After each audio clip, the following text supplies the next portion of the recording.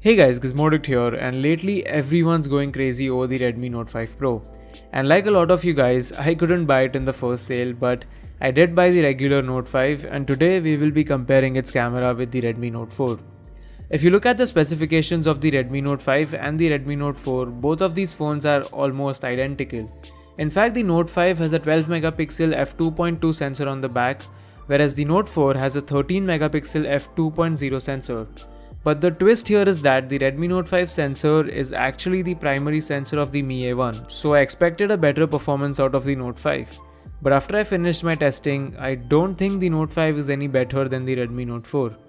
Let me show you some camera samples to prove my point. First, let's check out some images in daylight. The photos look warmer on the Redmi Note 5 and they are a bit cooler on the Redmi Note 4 than the actual scene.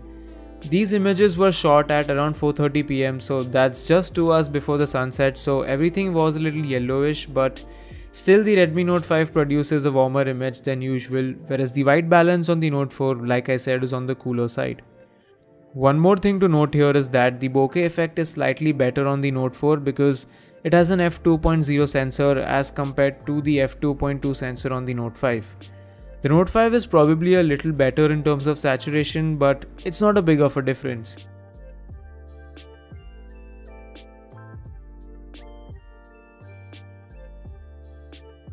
Jumping to indoor conditions, even here the scenario is still the same. The Note 5 has a slightly warmer image, so the reds and the greens look better on it, but the Note 5 has more noise as compared to the Note 4.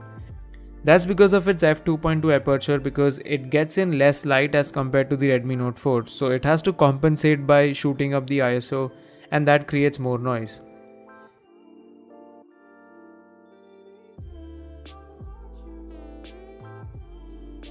Now finally, moving on to extremely dimly lit scenarios here, both of the phones are almost equal in terms of their image quality. But the Redmi Note 4 is actually surprisingly good in some of the photos. Once again, that's probably due to the slightly wider aperture on the Note 4. But for a majority of the shots, both of these phones are pretty much the same. There's also a 5 megapixel front facing camera on both of these phones, but unfortunately the display on my Note 4 is broken, so I couldn't test out the front facing camera. But nevertheless, it's the same as the Redmi 5, so you can go watch my Redmi 5 versus the Redmi Note 4 camera comparison and you will get an idea about it. The Redmi Note 5 can also shoot 4K videos. The video output is decent, it's not the best, but it's doable for a 10,000 rupee smartphone. So finally, to conclude, I'm honestly confused because I don't know what was Xiaomi thinking with the camera of the Redmi Note 5.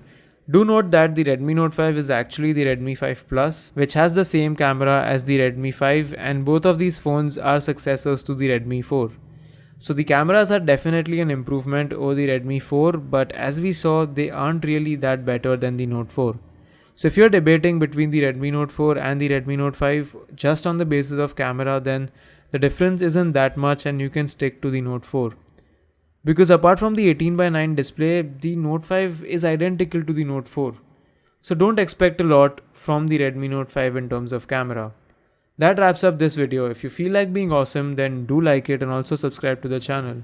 You can also catch some more behind the scenes content on my social media pages, so do go and follow them. That's it for now. Thanks for watching and I'll be back in your notifications very soon.